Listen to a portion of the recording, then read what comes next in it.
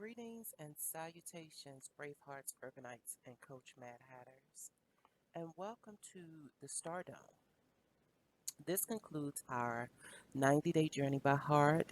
We will be dealing with the installation for days 65 through 90, today being day 90. It has been an interesting journey. Uh, if I had to rate my level of accountability, I would say about 90%. And I say that because I did not record as often as I had initially figured I would, but I also did not lose sight of it and not complete it. So today is very monumental for me as far as um, achieving and completion, as well as it being December 12th, 2019.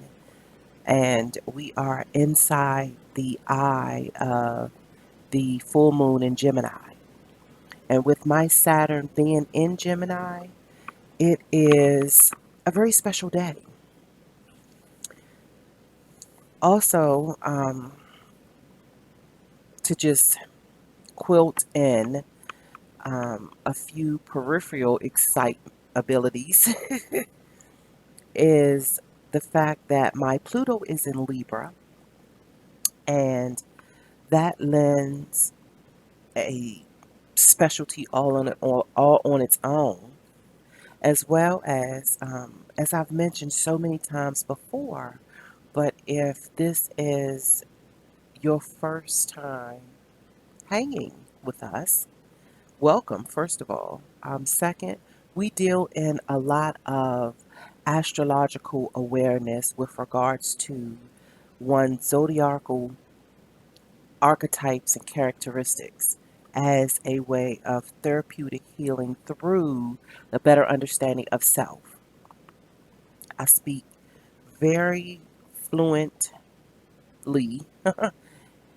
in metaphysical terms, metaphorical terms, therapeutic terms, psychological terms. There is a lot going on in the unseen realm that contributes to our seen realm, which is one of the reasons why I decided to go on this 90-day journey and record it and upload it into the public domain. So if you are interested in any of the previous installations, I will include the playlist for the entire series inside the keynotes so that you may have a visit. With that said, my SMR, and thanks to Sabrina Marnard and the Magic of the Fierce podcast and her, I'm trying to see, I want to tell you, I always do this, don't I? um, One of her more recent segments. Let me see if I can find it. Hang on a second.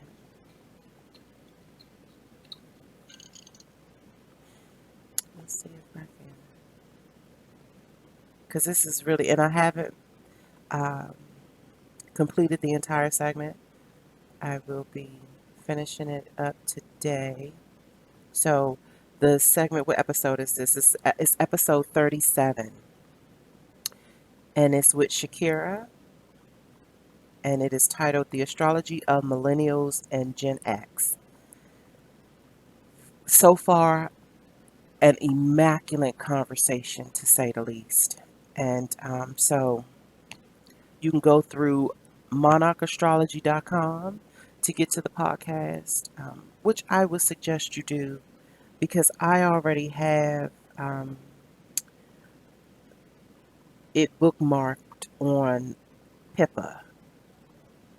But I think going through Sabrina's website will get you a better connect, as well as you'll be able to see the invaluable information that is hosted on Sabrina's platform. It really is an intellectual summit, in my opinion. So, inside that conversation, it made mention about the Pluto and Libra people. Now, like I said, I'm hoping that more will be spoken about it. So I'm looking forward to sitting with the rest of that conversation later on this evening. But so with and that's where I got the SMR, which stands for Sun, Moon, and Rising. With that said, my Capricorn Sun, my Virgo Moon, and my Virgo Rising has had a great commission over the last 24 months. Definitely in light of preparing for 2020. So I've begun to celebrate the phrase 2020 vision. Of course, uh, medical, metaphorical, yeah, medical metaphors. Might as well go on speak it how you feel it, right? That in hindsight, so in hindsight of the last 20 years, there's a 2020 vision that is brewing that I believe is going to allow me to maneuver. Now, in my opinion, or should I say in my sturdy beliefs, I figure that we will still be venturing into the wild unknown, especially if you identify as a brave heart, a urbanite, a coach Mad Hatter. But it'll be more of a mirror like wisdom and an intuitive navigation through the year 2020. So, let me give you some stats.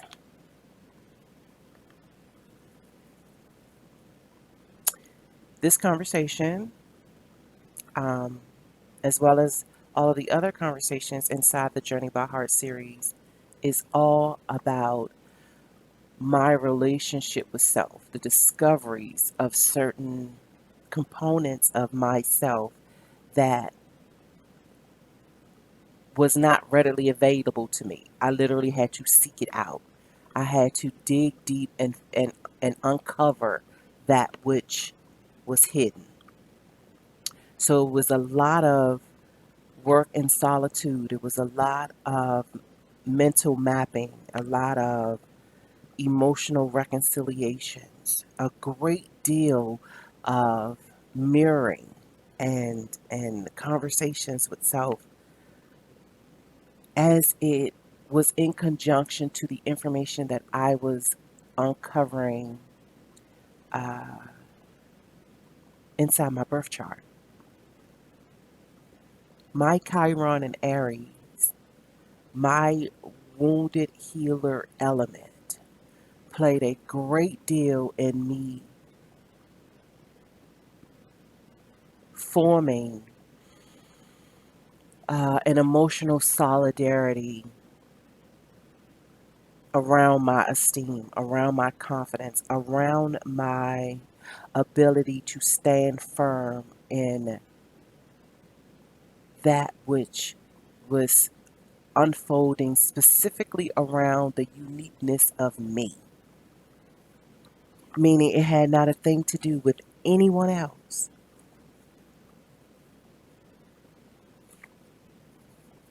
I received, let me see, what was it, yesterday morning? No, it might even have been this morning. Um, and allow me to say this before I go any further. I will extend my apologies right now when things, with the gaps of silence, or if it takes a little longer for me to connect certain dots and the flow be a little choppy. I have been in full moon meditation since midnight. So I've pretty much been up all night when December 12th, 12 a.m. rolled around. I was in the midst of a full moon magic meditation. And I thought that I was going to somehow drift into this dreamless sleep and wake up this morning refreshed and ready to get with it. But it didn't actually happen that way. I ended up being up all night. Now, I went in and out of rest, meaning there were moments throughout the night where I lost track of time. And might had even dozed off for a little while, but I wasn't out for long. I was up more than I slept. And it was all in light of just trying to tap into that which felt like my Council of Elrond with my celestials. Now, I've used that metaphor uh, a couple times before in other recordings. My conversations with my ancestors and my guides and my invisible muses most often feels like either the Council of Elrond, if you are a Lord of the Rings fan, you know what I'm talking about, as well as the grand meetings that will go on in the Ministry of Magic inside the Harry Potter verse. So, even though both of those examples are considered fantastical, trust me when I say there is a plethora of ancient mysteries that unfold inside those storylines. I am a supreme advocate of Coach by Story. So, most often, I go digging inside storylines to find myself, as well as to give me certain context and context surrounding the things that I am studying as it's adjacent to that which I am divinely interested in. And I am a seeker of elves, dragons, fairies, wizards, witches, warlocks, spells, crystal balls, feathers, crystals, plants, all the stuff that is depicted inside of the realms of Middle Earth and the Potterverse. And so let me share this with you really quickly. I bumped into a story a few days ago called The Shadow Queen. Now, on average, the review of that story would consist of the fact that there was this evil queen that married without loving. She really just wanted to marry the king so that she could take uh, second space inside of a kingdom where she could rule supreme, reign supreme. The magical element inside of this story is after she ostracizes the daughter, which means she pushed her out of her birthrights to the throne. And so the daughter, after the evil queen killed her dad, which was her husband, um, the king's daughter, and I don't want to get ahead of myself and lost, but okay, so let me slow down just a little bit. Okay, so the evil queen marries the king, does not love him. She just did it for status and the availability to rule the kingdom. She kills the husband, and the daughter, in efforts to uh, face off with the evil queen had to flee. So she fled with her little brother and one of the heads of the military, which was also one of the king's best friends. So they are now facing the wilderness. They are outside of the kingdom parameters. But what's interesting is that this is a magical based story. So the queen, as well as the king's daughter, was from another land that birthed magical beings.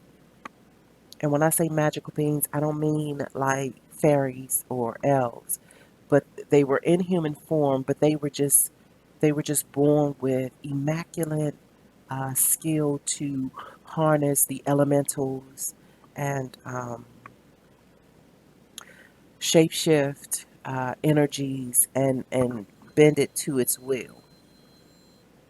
So the evil queen did not realize that the daughter, because she was naturally gifted certain magical essences or quintessentials, didn't realize that there would come a day when the daughter would grow into her powers and ultimately take her throne back, or take her throne, occupy her throne.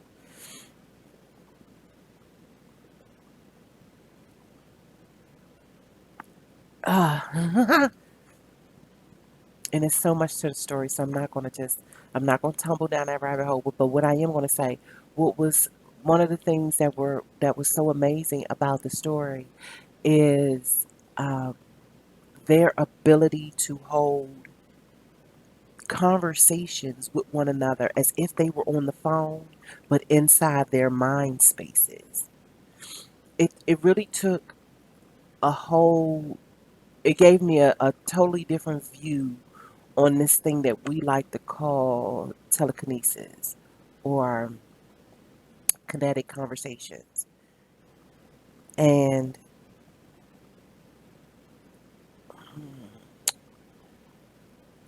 I'm going to leave it there because, oh my goodness, how about this? May I invite you, especially if you are um, in tune with such fantastical stories, knowing that there is ancestral information hidden inside, and you are of the metaphysical realm. Go, and it's on YouTube. It's the audiobook is on YouTube. It's called The Shadow Queen. If you are a Hobbit fan, Lord of the Rings fan, like Harry Potter fan, if you're into it, Dungeons and Dragons, if you're into any of that, um,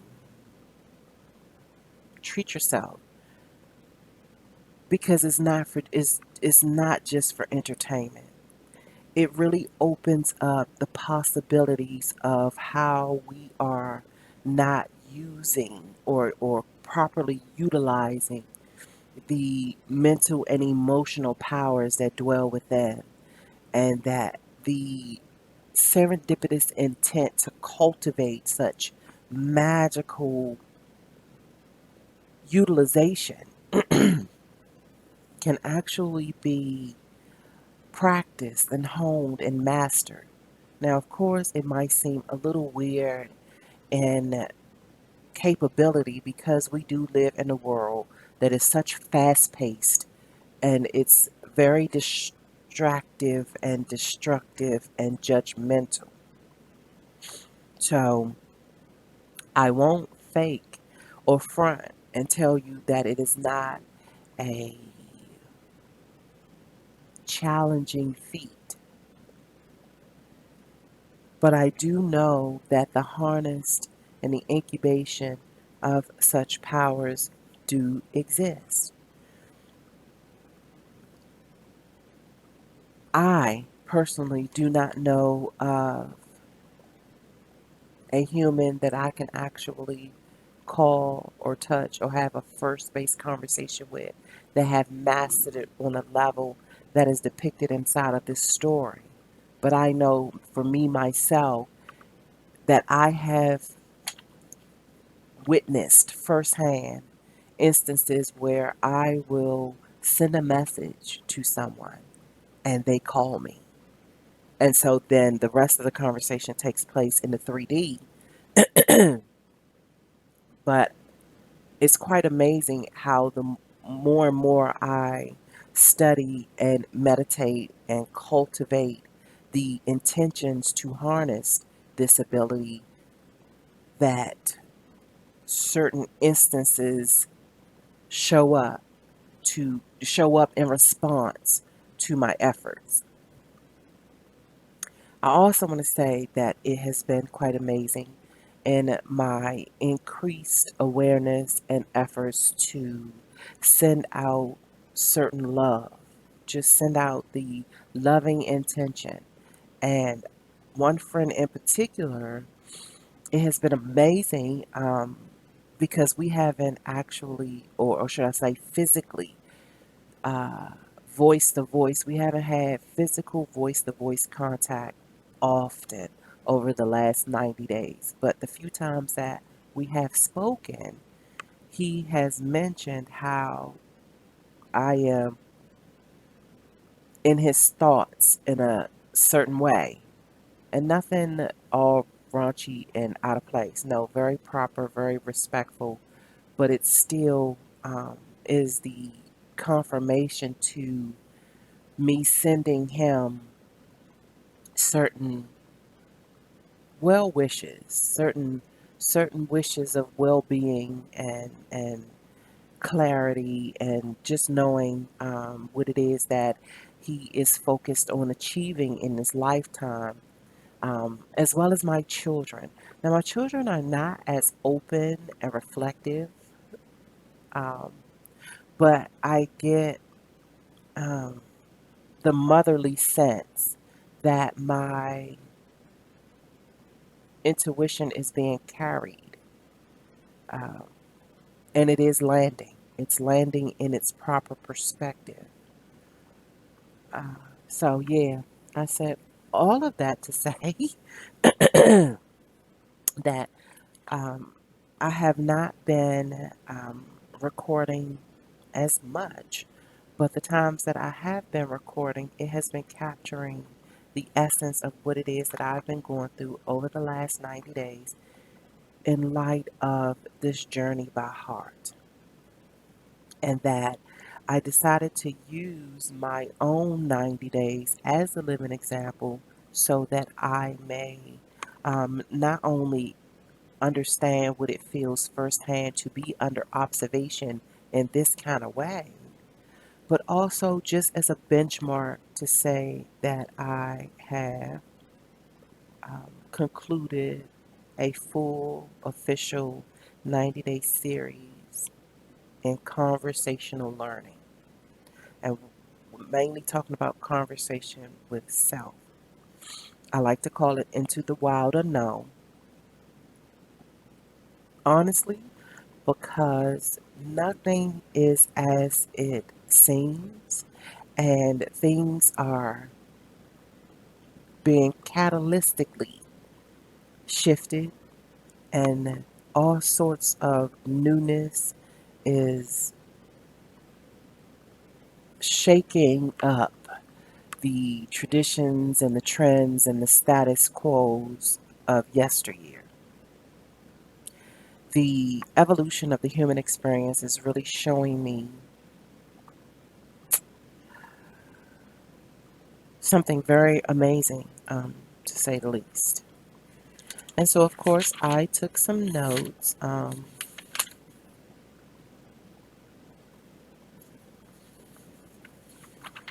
And so I'm going to start with this quote that was given to me through the channel of love. Lucy does readings for the divine feminine and the divine masculine energies and how they are coinciding or blending from day to day in conjunction with other things that are going on in this realm. And so,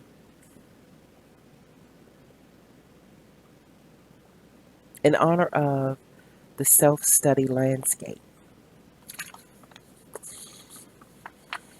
I pulled this from one of the readings, and I want to say that it was earlier this morning. So, if the way you feel depends on anything outside of you, then you are traveling a path full of troubles.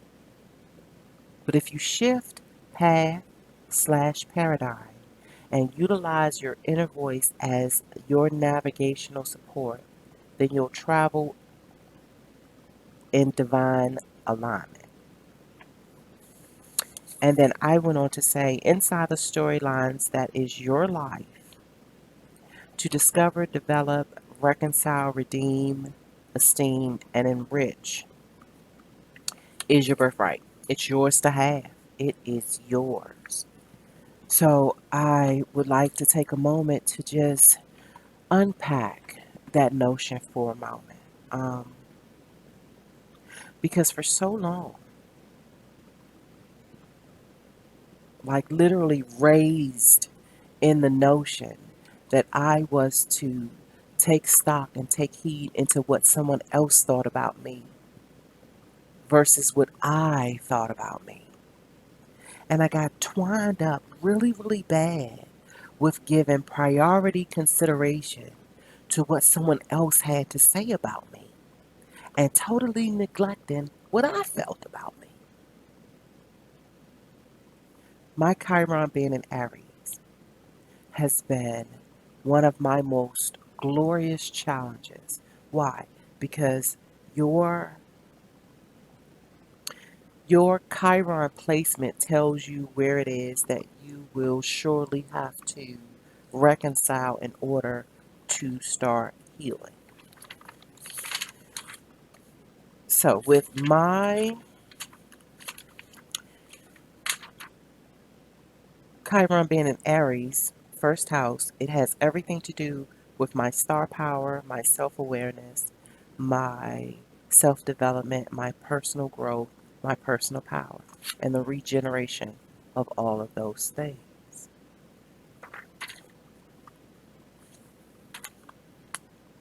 Temperance is my gift. Laughter is my best therapy. Playfulness is my wondrous healing tool. Why? Because with my Chiron being in Aries, I will often rhythmically until the rest of my until the end of my days in this realm have to deal with anger management, isolation, as well as the ebb and flow of self-worth and elusiveness. And so let me see here. See if I can give you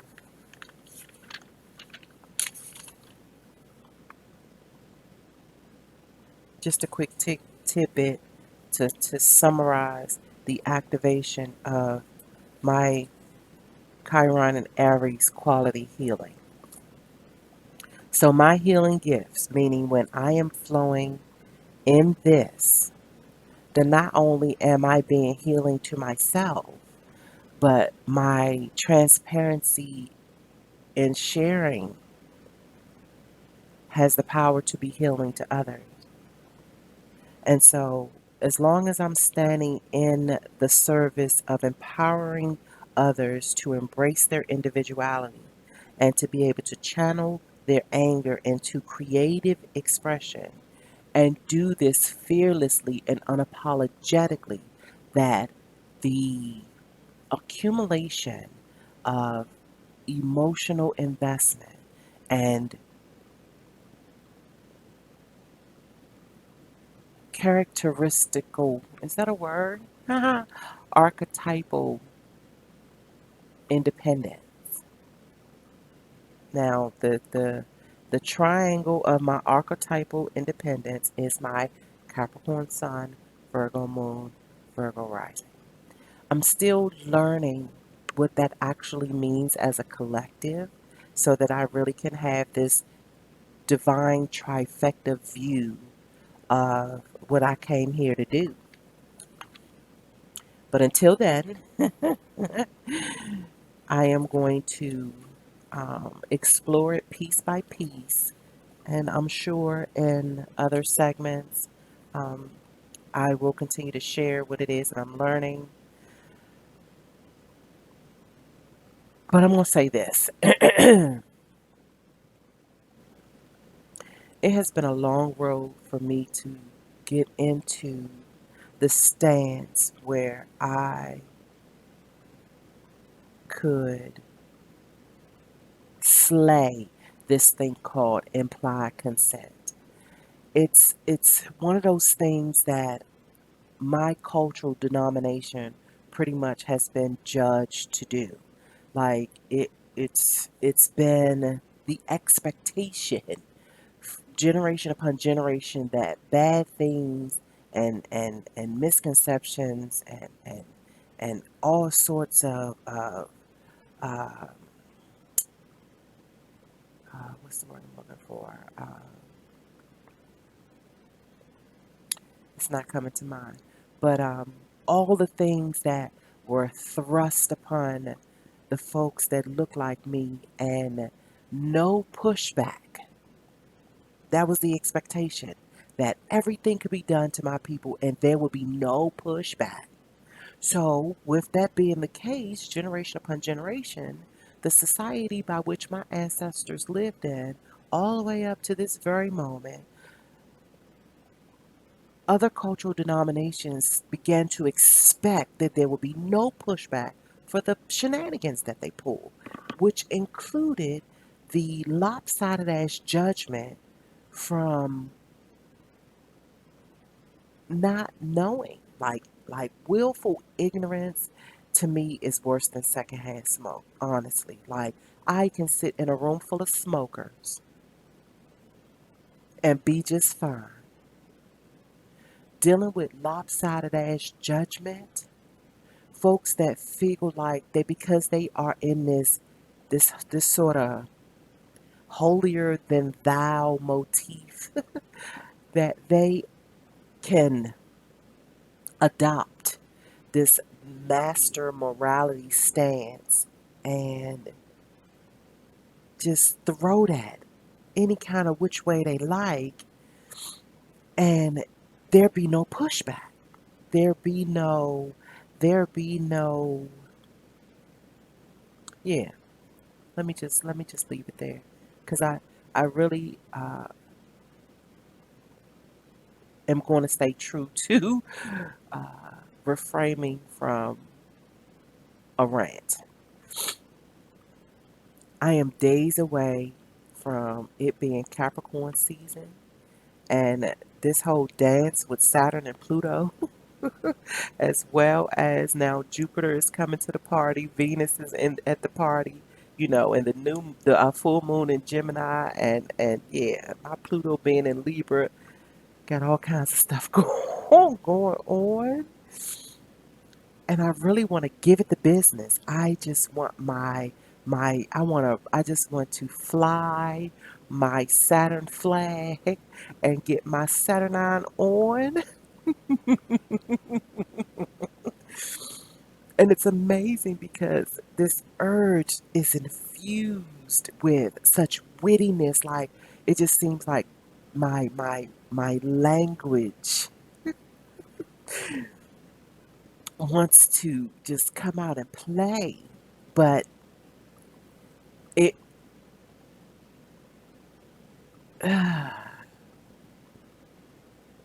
it still feels more like my my more shadow side is the one that will be yielding the word wand, the wand of words.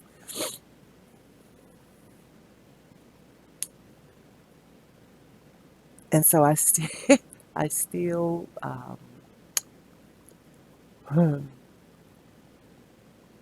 go back and forth because my Saturn in Gemini is very strong. So I have to be very watchful, um, and aware of how I yield that wand. And I'm gonna stay true to that. I'm gonna stay true to that. Um,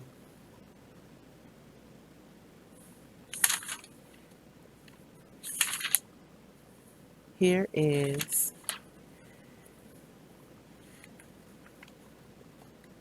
well, I don't think I'm gonna do that. What I was going to do was read you a few um, entries from out of my journal, but I think I'm gonna hold off. Um, yeah, I'm gonna hold off. What I am gonna do is outline 3 cards that popped out yesterday in a reading, and it was a private personal reading. I had set my intentions and was just giving it a mindless shuffle, and these 3 cards popped out all at once. And so I just laid them out as they were stacked on each other. And so the first card was the Hangman, the second card was the Sun, and the last card was the Nine of Cups. We're dealing with the Wild Unknown Tarot deck, which I believe I am going to be engaged with until the end of the year. Um, and so these are the keynotes that I pulled.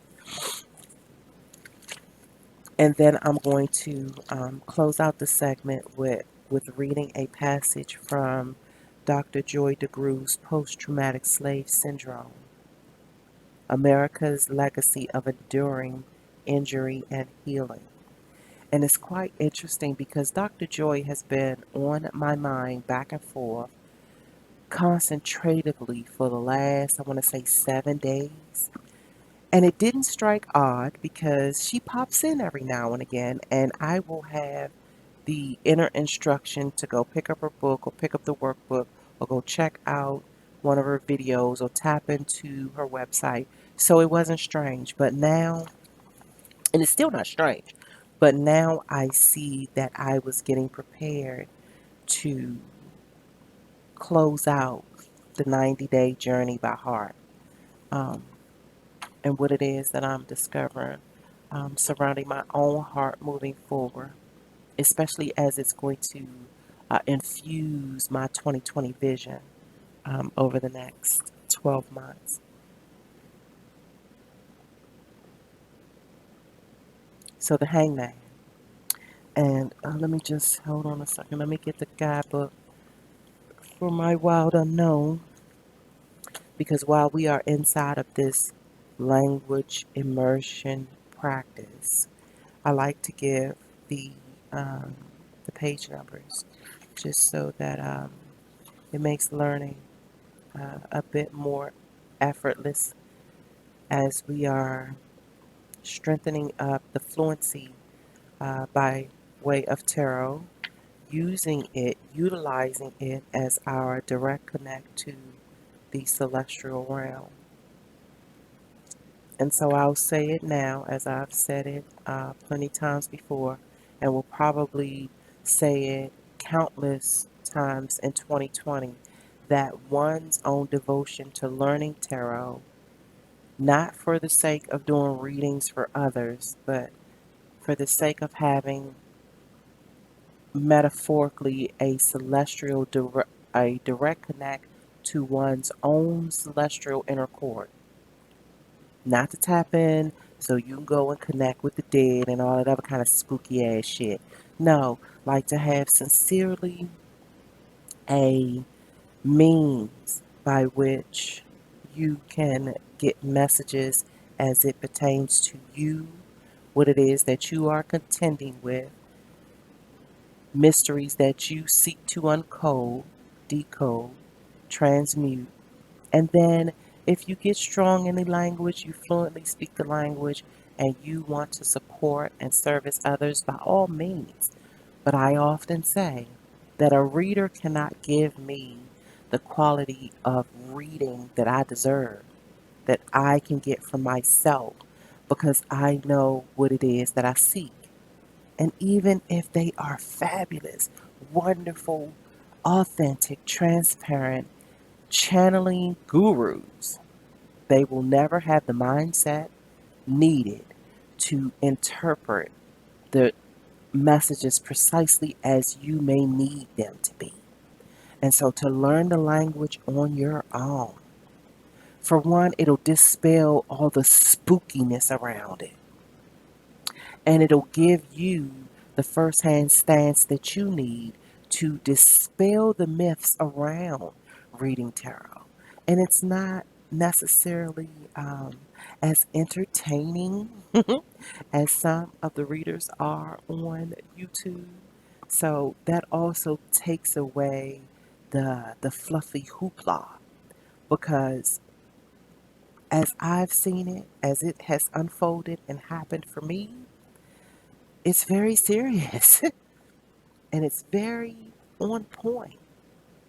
It doesn't say anything about you're going to meet tall, dark, and handsome and you're going to live happily ever after.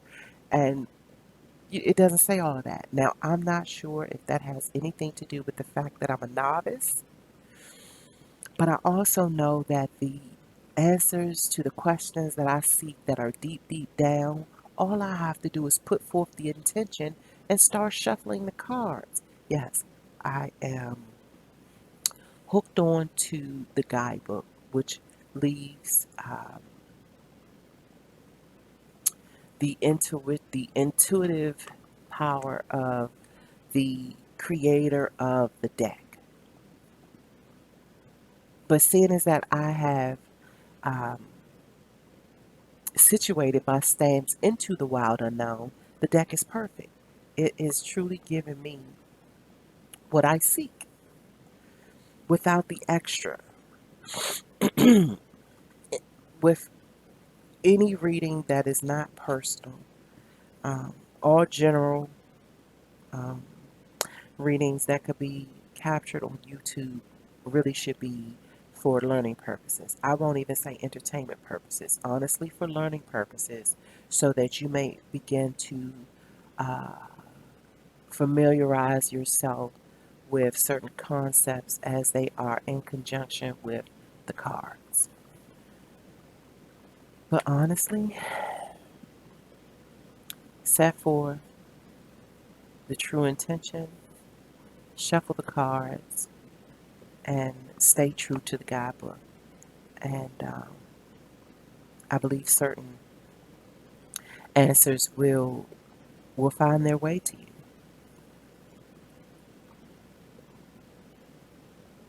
So these three cards, in my opinion, serves as the perfect parting gift to my 90-day journey by heart. And so the Hangman on page, all that told me you thought I had it by now. I know. So on page 188 and 189, sacrifice and letting go.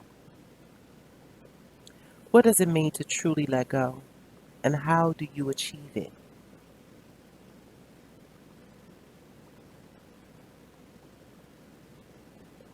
Mastering non-attachment. This card implies there's sacrifice or a difficult slash painful situation approaching. Naturally, you may want to resist and struggle against it. And just like, I'm not sure if I was clear. I'm not actually reading from the book right now. I am reading from my notes that I have in my journal, which is a combination of what's inside the guidebook as well as my own thoughts surrounding it. So, being more like the hangman, find stillness, open your eyes, and use the new perspective to learn something. And what that told me is that moving forward, there will be sacrifice and I will be challenged to let some shit go.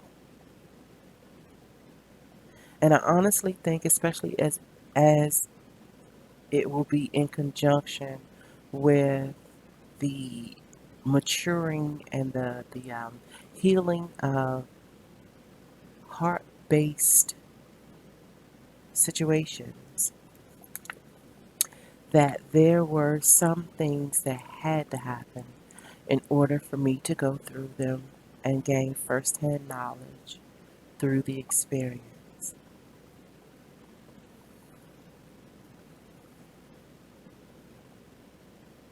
It also told me, or is telling me,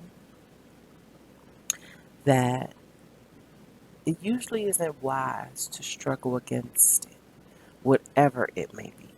And regardless if you end up letting it go or not, that when it arrives, to acknowledge it and sit in stillness with it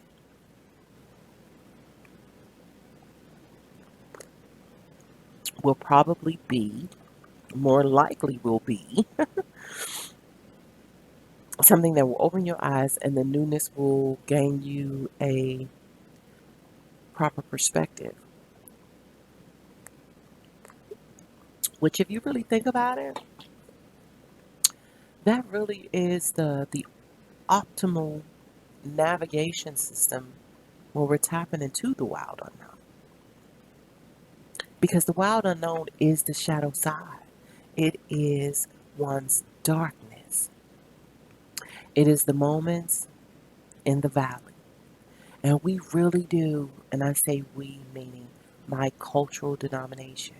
And when I close out this segment and read from Dr. Joy's book, it'll bring better clarity into what I mean when I say that we love to run from our darker sides. We do not sit, let alone respect or embrace that which is quote unquote negative.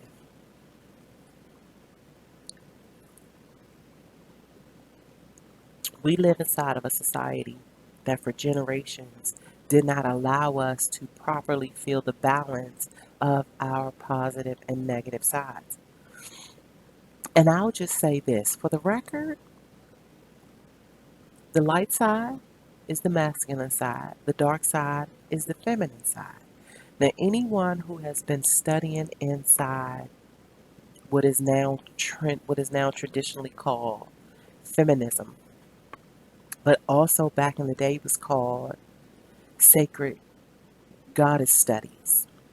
When you tapped into the curriculum surrounding divine feminine energy. And it has nothing to do with sexuality. And we get twined up in words a lot, especially in our social conditionings when we have to relate to that which is considered divine feminine or divine masculine. We hardly ever look at it as energy. I'm thankful though, because as the days unfold, we are slowly but surely gaining the awareness to refer to it as energy. And there are archetypal characteristics surrounding the light side, aka the masculine side, the yang side, and the dark side, aka and the dark side, aka the feminine side, the yin side.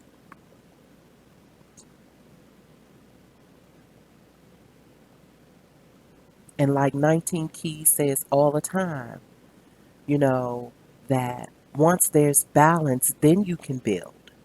Like you cannot build on anything that's shaky. And you need both to be able to balance. Okay, I'm going to digress. Go hold to my promises. Okay, so the second card out is the Sun, vitality and enlightenment.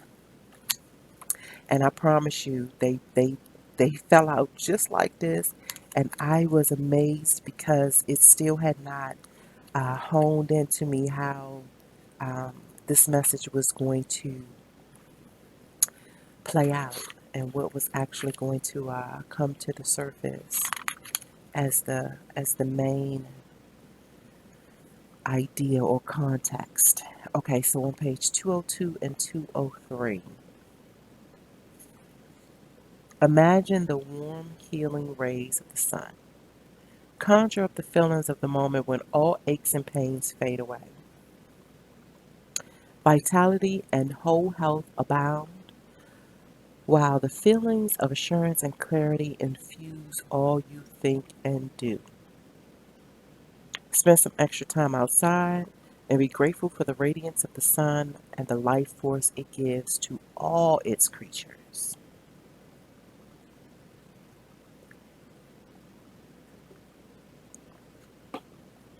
And I'll say this before I go any further, that we seem to build up our value for self through our ability to stay busy and generate income.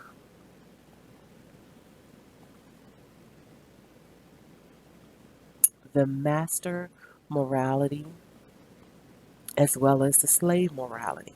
I have been investigating, researching, and developing around this specific specialty of context. I want to say maybe about 2 weeks now. And so the next Pandora's Box briefing will be exclusively unfolding that as it regards to one's self study landscape. We fail to make the true connections to how deeply embedded this thing called morality is and whose morality is to take precedence. What I will say right now is that I'm finding out that each society has its own um, original set of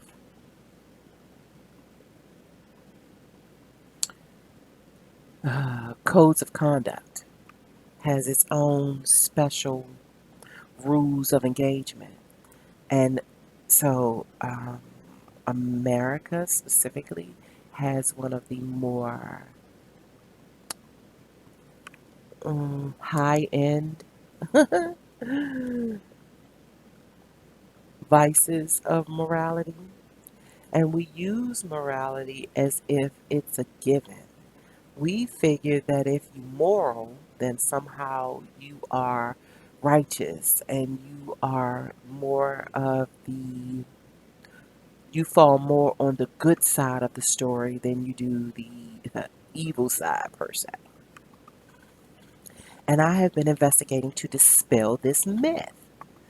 And I will say that I give all thanks to the research and development that Dr. Joy DeGruy has been doing, because she has set forth a bounty of intellectual seeds that has guided me through this maze of enchanting narrative. And I say enchanting meaning along the lines of mass manipulation, public relations, group thought. That's the enchanting part. It's more of a psychological archaeology, if you will. And so this quest to unravel the mysteries around how so many can be massively manipulated with no ahas involved, meaning that would have expected by now, especially with so much information being a point and a click away, that more would be resistant to commercials and advertisements and peer reviews, quote unquote, um, those types of things, where it would be more being challenged that we just would not readily accept without any scrutiny, without any uh, legacy building critiques, that we would be able to see it, see the shenanigans a mile away, especially when it comes to how we judge ourselves, how we value ourselves, the stories that we tell ourselves, how we can naturally begin to regenerate esteem and things of that nature.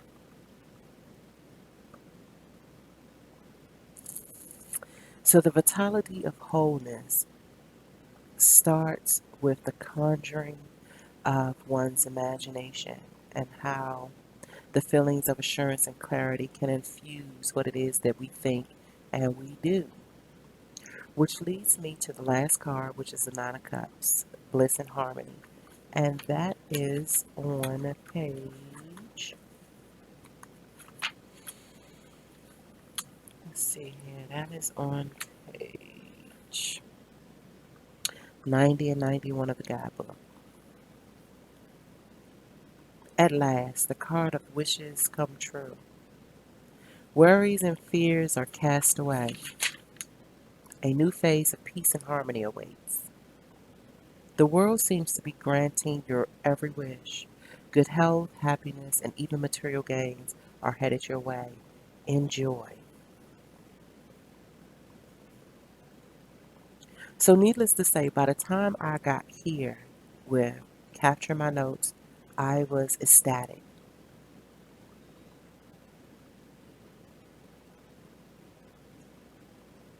Now, the magical part of interpreting tarot, especially for one's courtship with self, has no time on it. So, it's not to say that within the next week, month, or few months, I'm really hoping that somewhere in 2020, these cards will ring true. But it does not give you specifics and it doesn't give you details. Why? Because we still live inside a realm where we are in control of our free will, which means my decision making is still mine to have. Granted that I'm not heavily persuaded or some type of people pleasing rubric where some folks' judgment outside of my own will dictate how I act and how I feel and how I view things. So granting that all things are balanced, I am in control of how I decide to spend my time, give my attention, project my compassion, invoke my empathy, suspend my judgments.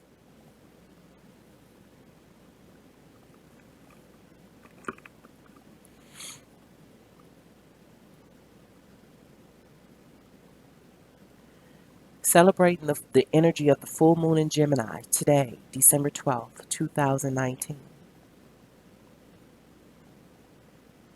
And in a few days, it'll be Capricorn season, which will give another special kind of boost of energy into what many are beginning to uh, view and value as not just being a turn of a century, but a turn of a very special century. Going into 2020 is going to have major implications on enrichment, reconciliation, endowment, generational karmic closures, and I honestly believe that we're going to begin to step into that prophecy where the last shall be first. And let me just say this. Honestly speaking, I no longer only figure that it has anything to do with the totem pole of cultural denominations and how we link up inside of this society. It's no longer about the status quo for me when I contemplate the last shall be first. I've been tapping into my goddess studies, and not as a feminist, because I'm a woman. Physically, I am gendered as a woman, but more so for the galactical reincarnations of what I have been in tuning to. It's okay, how can I say this without, I know I'm probably getting way too complicated, but okay, so let me reel it in. So inside of my silent conversations, my inner conversations, the transmutation of comprehension continues to show up with my need to break. mm, well, no, I'm not. Well, I was about to say break the mysteries, but really decode, to decipher the mysteries around the Venus versus Mars philosophy and how the matriarchy has been stomped in the mud for the livelihood of the patriarchy. And I am talking in terms of social strata. I am talking in terms of the style of social conditioning. And the more and more I research and develop around the double goddess or the triple goddess, I am finding out that it's a little bit more than just phases of maturity. It really has a lot to do with how many societies are now run, uh, even originated.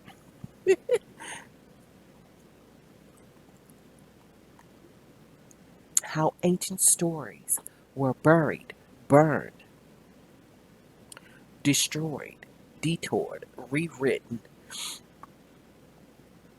all the way down to the sacred text. And before I knew that there was such a thing, I used to always question, how is it that we have a sacred narrative that only talks about Father God when everything in this realm, birth, comes forth through the feminine domain? How is there no Mother God? How is it that I am supposed to be completely okay with tapping into a narrative that doesn't speak to what I am experiencing? It doesn't matter if it's a plant, a tree, a butterfly, a snail, a spider, a goat, a toad, a dog, a cat, a bird.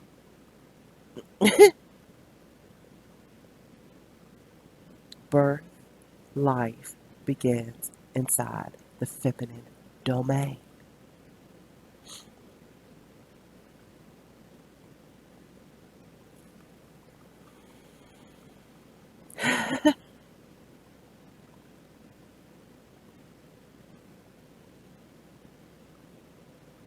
So here's what I discovered.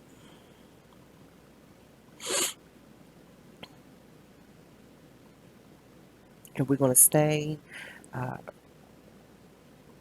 inside the Saturn, Venus, Pluto.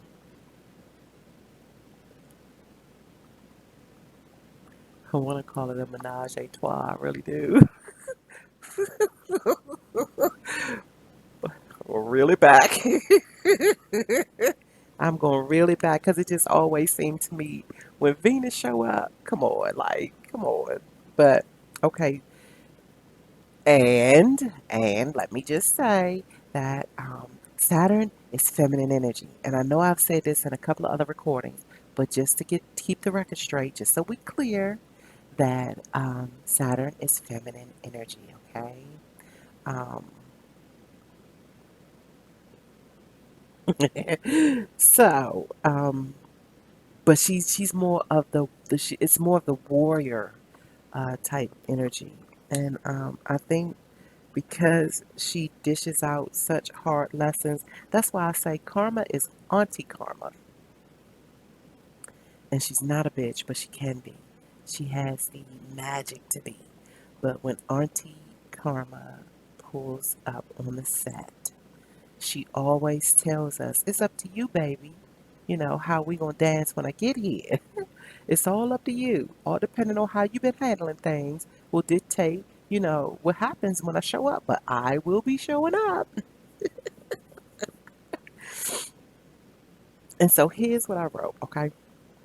So Saturn delays and denies. Pluto is our deepest desire, that thing we desperately want but can never have. Saturn is a great teacher. Saturn makes us wait. Saturn tests to make sure that what we say we want, we actually gain the agility to sustain and support. Yeah, to sustain and support it. Pluto instead gives us what Pluto wants, that which is beyond the material dimension. So, when Pluto and Saturn is inside the space, and I said I rambled all of that off just to make it sort of kind of somewhat, if you will, clear about what's going on inside of the Capricorn domain in a couple of days. And it means a lot to me with regards to the evolution of my journey by heart because of my sun sign. There's going to be a lot going on come my birthday, which is in a couple of weeks. And so all of this really does matter. Um, I am being challenged to do away with any type of elements of false identification. I am to only be focusing on that which truly matters beyond the physical. Now, I am to stay deeply rooted inside of uh, the physical matters that add value. So I'm staying grounded in that. But the association or the interaction with Pluto's presence is demanding that I seek beyond the physical, that I contemplate that which means a lot to me that cannot be bought, um, sold, or manipulated.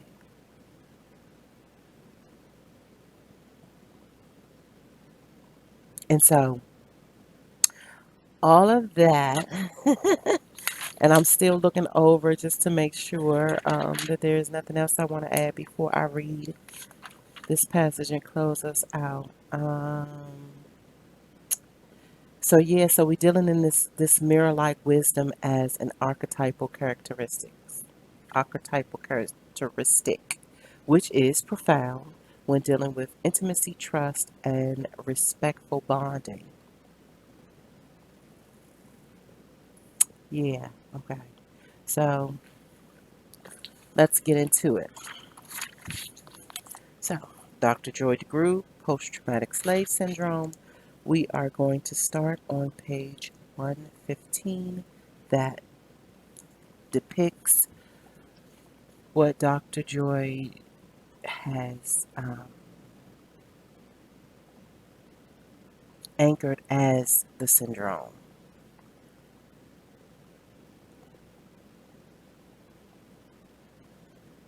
which is propped up against what we know as post traumatic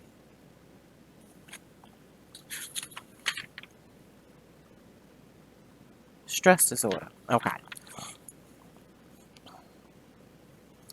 So the first one is intense psychological distress at exposure to internal or external cues that symbolize or resemble an aspect of the traumatic event.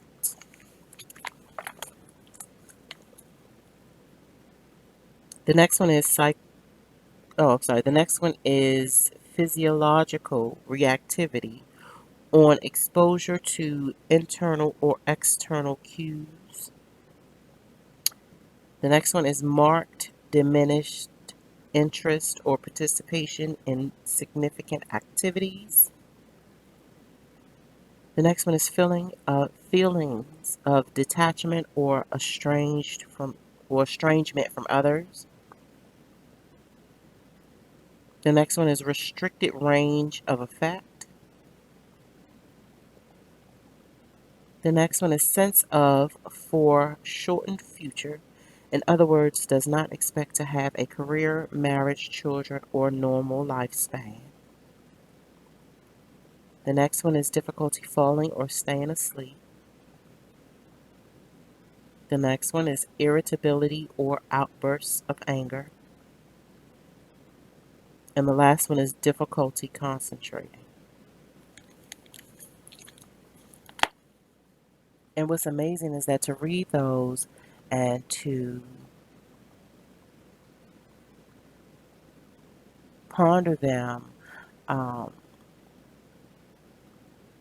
as it mirrors one's day to day,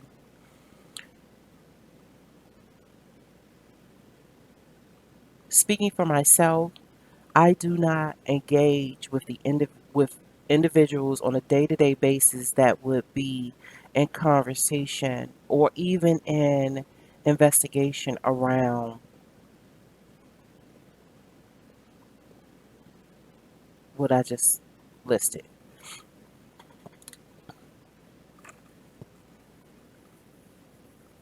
We will probably speak about the difficulty of concentrating in um, isolated situations or irritability or outbursts of anger, like either you have control over it or you have a problem and you need to go to a therapist and have it medicated.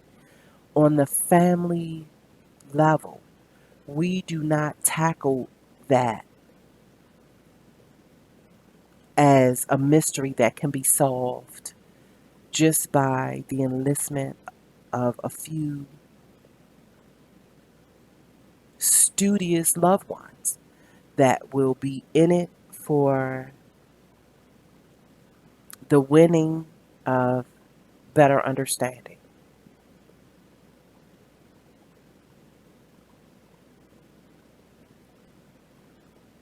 And so while I was picking this apart over the last few weeks, just truly, truly trying to understand um, some of the more deeply seated emotional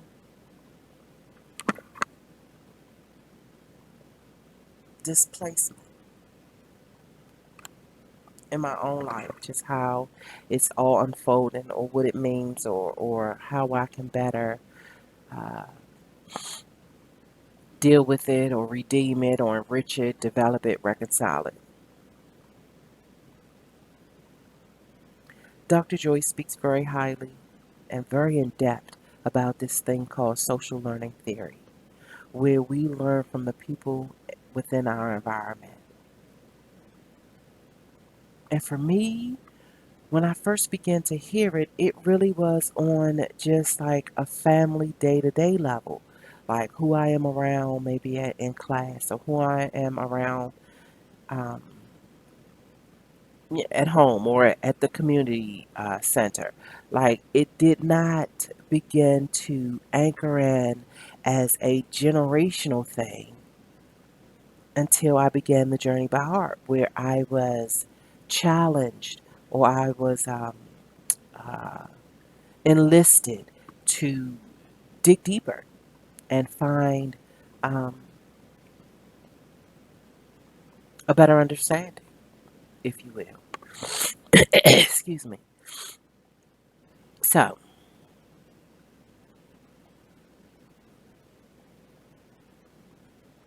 one of my conversational tools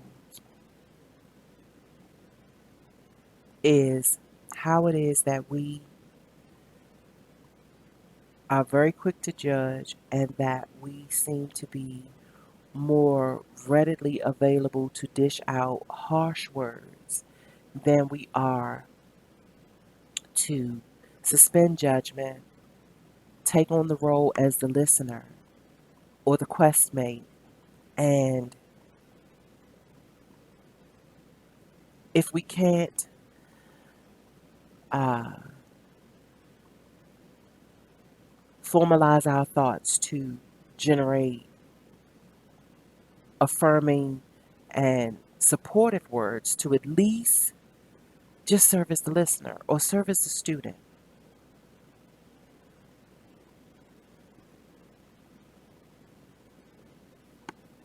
It is not habit that we tap into the curiosity of wanting to know more before we judge. I've enacted um, this saying that says, "Oh my, tell me more," mainly so that I can maintain the awareness of the listener. Um, because one thing I know for certain is that if I'm not with you every single moment of every single day, you're going to have to give an update in order for me to have a decent, solid, balanced understanding, especially if I figure like I'm going to give you feedback or I'm going to uh, speak words into your situation. I would want to know what's going on.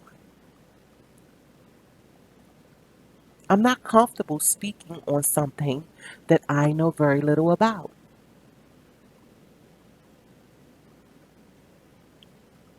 And so my charge is to build up the momentum. And it's not just my charge. This particular momentum has a lot to do with the self-study landscape. And it seems to be so very hard for us to suspend judgment and serve as the listener. We always easily want to give our pompous ass accounts of what we think is going on with somebody and haven't even sought out to hear what they feel or what they have collected about what's going on with them.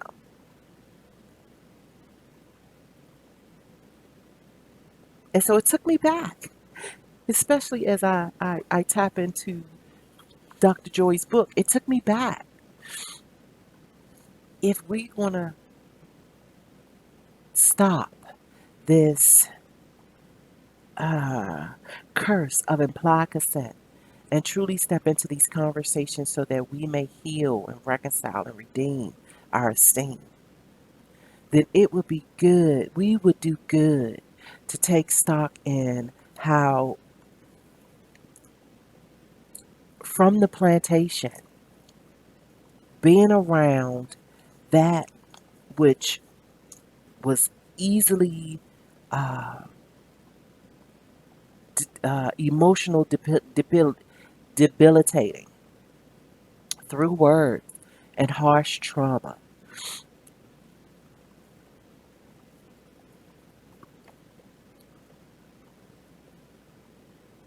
It is so easy. It is so easy for us to whip around these nasty words that will cut the soul of a person. That comes easily. And to render something that affirms and support, it's like pulling teeth.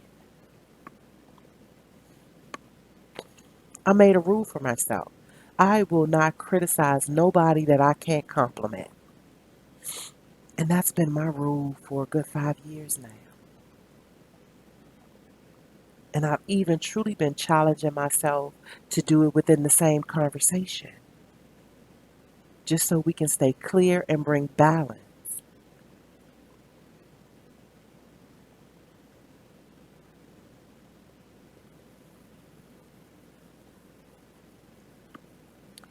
And so, with that, do I have a little bit more that I'm going to? Oh, I do. Okay, so passing down the effects of trauma. That is on page 116, which is a really, really good read. Um, I said I was going to make mention.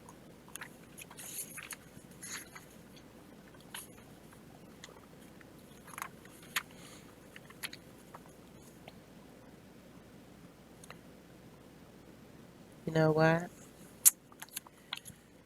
And I really am all over the place. And I know it has a lot to do with the energies that I am now currently contending with. Um,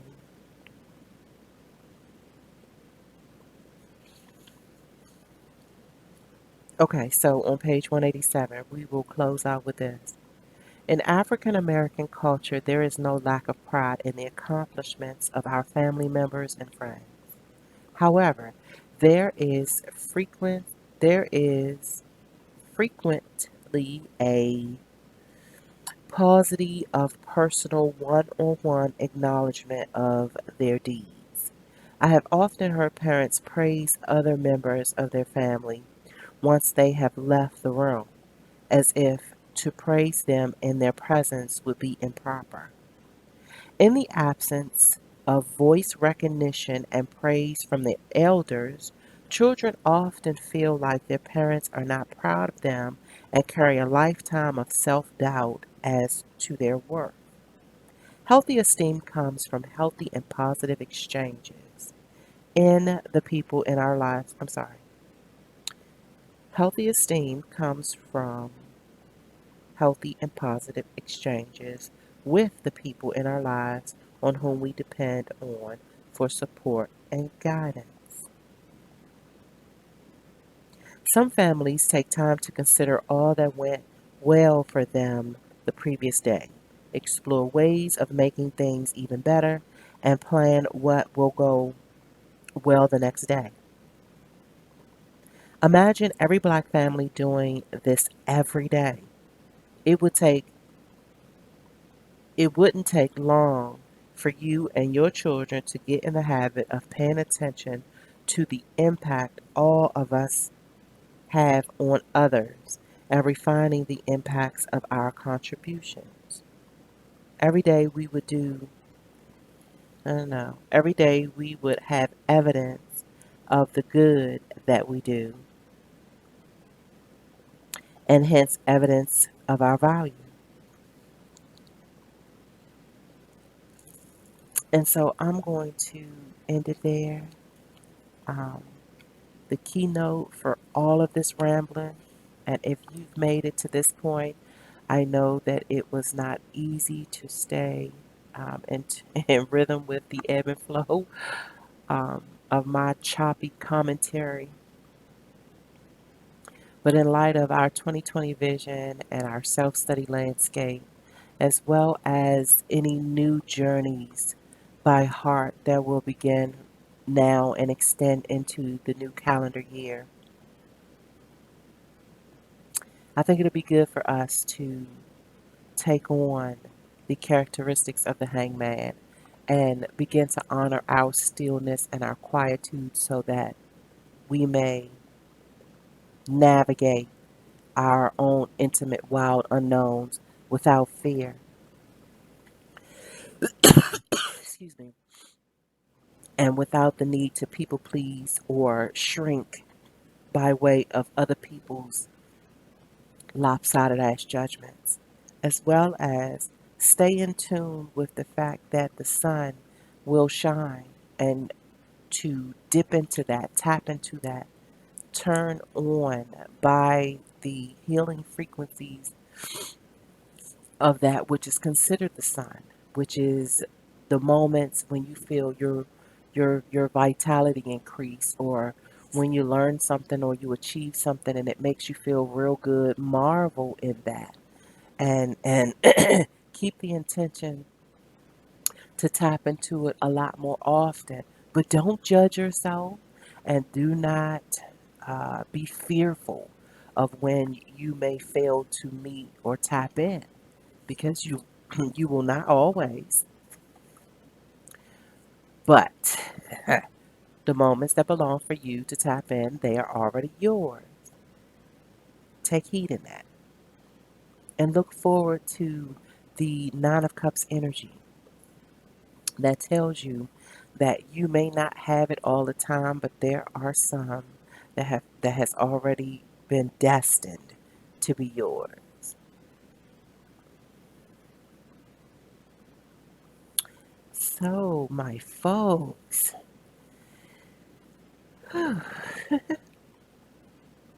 The conclusion of our 90-day journey is here. It's here.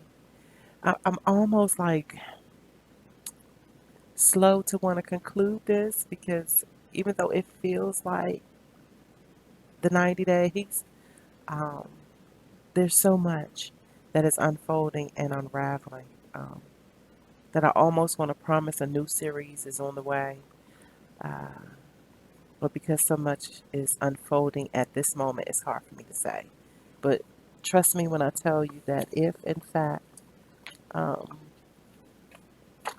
it arrives, you will be amongst the first to know. I do urge you, invite you to pull the coordinates of your birth chart. And I know I am not saying this to anyone that I have to convince because if you've been hanging with me for a while, you pretty much know the intellectual summits that I aim for, especially if you identify as a Coach Mad Hatter. And so I'll leave you with this quote from Asata Shakur. Nobody in the world, nobody in history has ever gotten their freedom by appealing to the moral sense of the people who were oppressing them.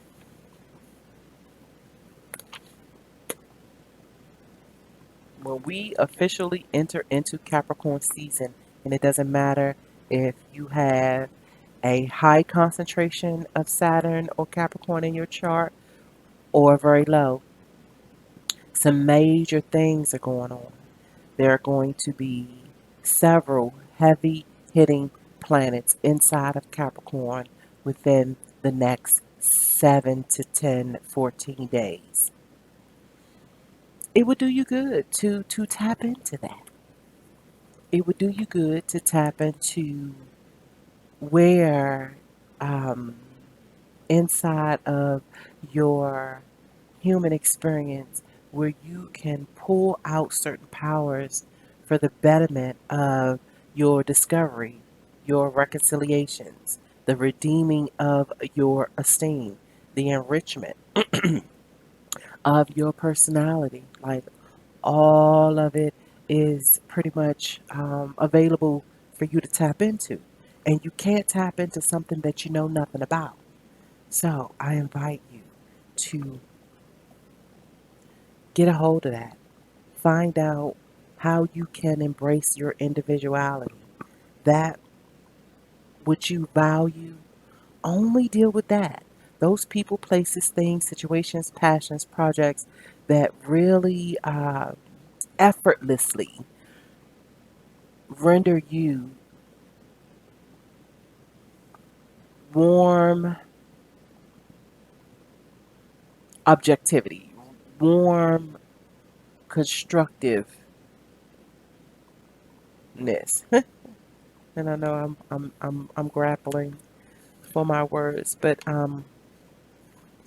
yeah, that constructive feedback, that contouring feedback, that legacy building type of feedback, that that type of, I am your questmate, let's research and develop this together type of exchange and feedback. Seek that. Going into 2020, as a matter of, yeah, right now. So right now we're in the stretch going into 2020. Begin your process of elimination if you have not already and start removing those people, places, things, and circumstances that do not serve your highest good.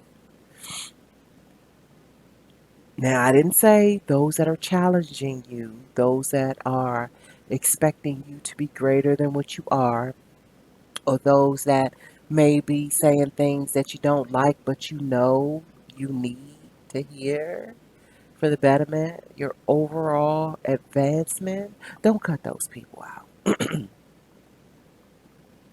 And you may have to contemplate for a while and see where uh, certain things are placed, and if in fact they are hindering or helping.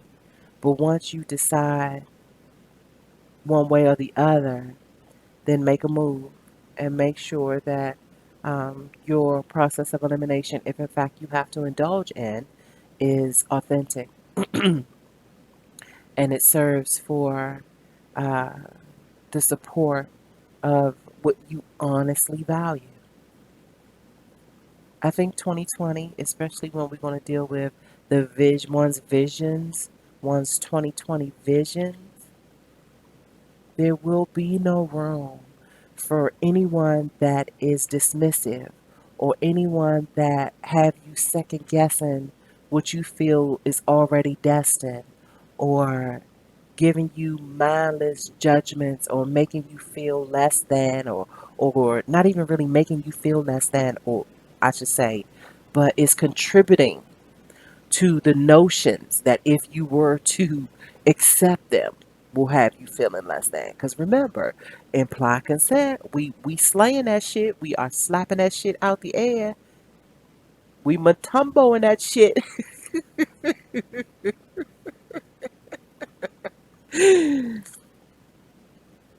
So with that said, if you are into the holidays and it's something you partake in, and it doesn't necessarily have to be on the lines of these trends and traditions, you just you take in the vibes and you celebrate the feeling. You using this time of year as celebratory therapy. I wish you happy holidays and going into 2020 with the enhancements of new vision. I wish you well.